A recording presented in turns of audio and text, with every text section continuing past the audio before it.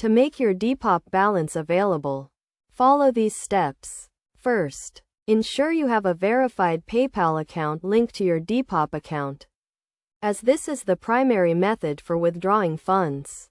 Next, go to your Depop profile and click on the wallet icon.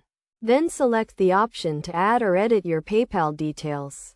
Enter your PayPal email address and confirm it by following the prompts.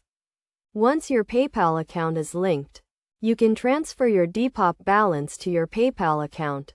To do this, go to your Depop wallet and click on the Transfer Money option.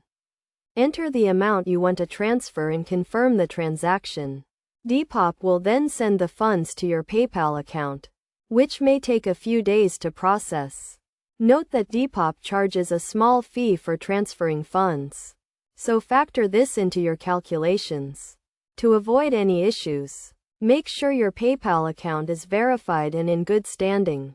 Also, be aware of Depop's terms and conditions regarding fund transfers, including any minimum or maximum transfer limits. By following these steps, you can make your Depop balance available and transfer it to your PayPal account.